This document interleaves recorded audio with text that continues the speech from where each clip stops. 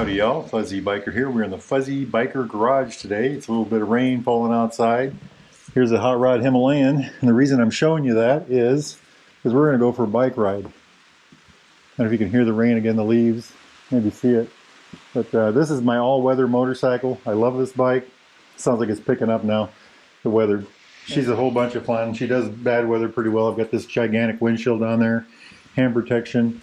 I'm going to wear my Royal Enfield Khardung waterproof weather jacket. That thing keeps you dry, I'll tell you. It's just a great jacket. This bike works really well in bad weather. She's filthy dirty already, so I don't have to worry about that. I've already checked the oil. I'm going to lube up the chain yet, I think. Take her for a spin. I want to show you all this. This is my tire pressure sensor. I had it up here, but it didn't work up there, so I moved it down here.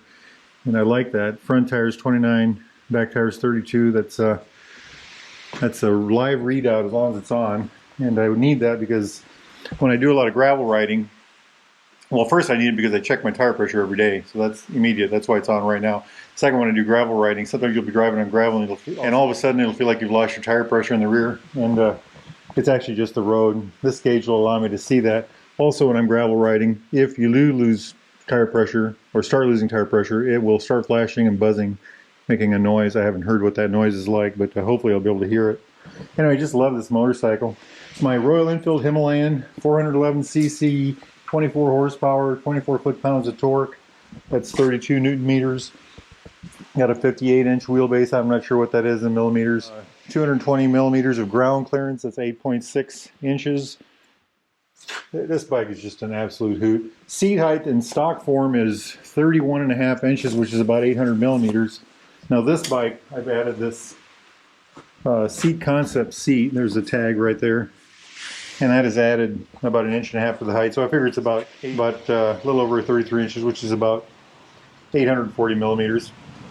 Bike weighs in stock form 439 pounds. I think that's 199 kilograms or something like that. But we've added bags and brackets and windshield and goodies of all types. So I'm sure it's a little more than that.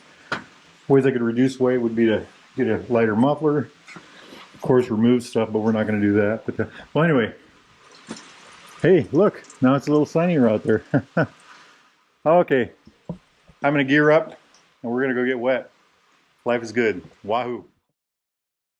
All right, y'all, leg one of the trip done. I did about 30 miles. So I'm over here at Baxter Cycle in Marnie. Where else would I go, right? First 10 miles was all rain. Next 5 miles, it's on and off rain, and the last 15 miles was under the threat of rain, but no real rain. You can see that it's rained here. It's actually supposed to be raining here right now, but lucky, I guess. Probably it'll rain when I start to leave. So the gear, this Khardung jacket, kept me absolutely warm, absolutely dry, no troubles at all. I had the vents closed. It's got a spot for my phone, waterproof pockets for my phone.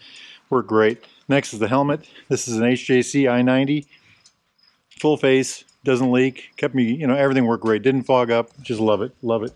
These gloves, on the other hand, these are a summer glove. These are Noru summer glove. They did keep my hands kind of warm, but they are they're ventilated, so a lot of airflow through those, which means my hands got wet. But I can live with that. Got my boots on. I do need some, this system is lacking a waterproof set of pants, and I might look at that when I go in there. The bike itself, though, that windshield kept me dry. No trouble at all.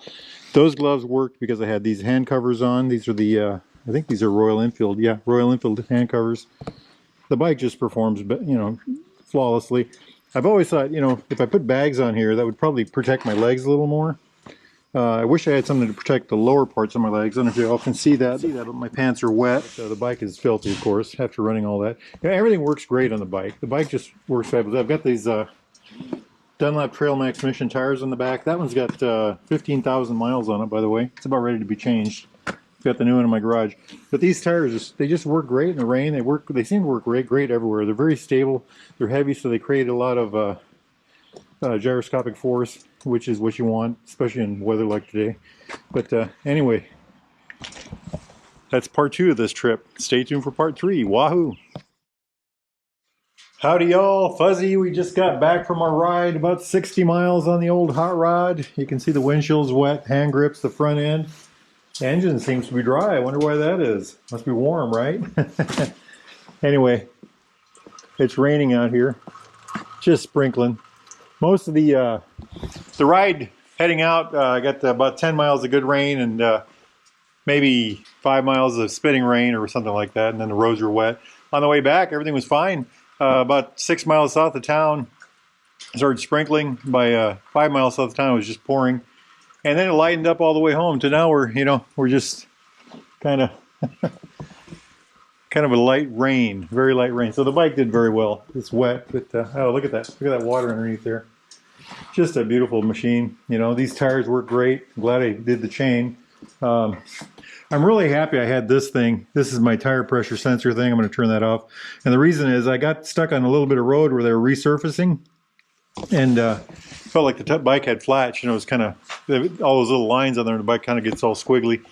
And I just, you know, I looked down at my gauge to make sure I didn't have a flat. But anyway, I had the product, used it. But look at that thing. Just a little bit of a mess there. Not too bad, not too bad. It's a good good wet weather bike. This bike does really well in weather. You know, I love this bike for that reason. That's another thing I love about this bike. In rain, cold weather, I'll ride, you know, if it's above freezing, I'll ride as long as the roads aren't icy. And this thing does it well. You know, like I said, rain. It's just a beautiful, beautiful machine in that sense. So real quick about the gear. This Khardung jacket just worked perfectly. It has this pouch here that's waterproof for your phone. 2 of them actually. That worked like a charm. I always keep my phone in there. And the gloves I had on, which are here somewhere, they're over yonder. They did okay. They are not a waterproof glove, but they did all right. You know, I've got these hand covers, so my hands really didn't get a lot of wet. But the helmet I wore was my HJC full face helmet, I-90, and it worked all right. It got a little cloudy when I slowed down. It had to pop the lid a little bit. It doesn't have the best ventilation. Kind of a funny thing about that is a good friend of mine has the exact same helmet, same color and everything. And what he says is it's over-ventilated. I say mine's under-ventilated. We've kind of looked at them. Now, my vents are clear, and they do open and close. So, you know, we're not really sure what the difference is. Maybe my head's just bigger or something, huh, right? Anyway, great day for a ride. A little bit of rain still. You know, now that I'm home, I'm sure it'll stop. Anyway, hey, life is good. Get yourselves out there and ride, my friends. Wahoo!